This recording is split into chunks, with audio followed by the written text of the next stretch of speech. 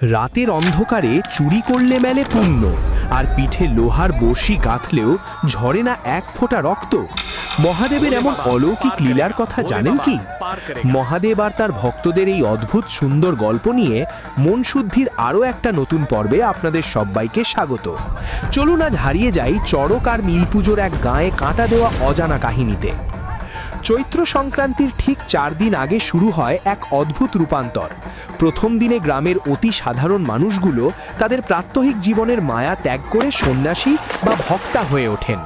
নদী বা পুকুরে স্নান সেরে চুল নখ কেটে তারা এক অবিশ্বাস্য কাজ করেন। নিজেদের জন্মগত গোত্র চিরতরে ভুলে গিয়ে 4 দিনের জন্য শিবগোত্র বা রুদ্রগোত্র গ্রহণ করেন।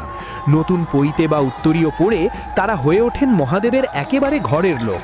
আর নিয়ম মেনে শুরু হয় মাটিতে শোয়া এবং একবেলা নিরামিষ হবিষ্যান্ন খাওয়া।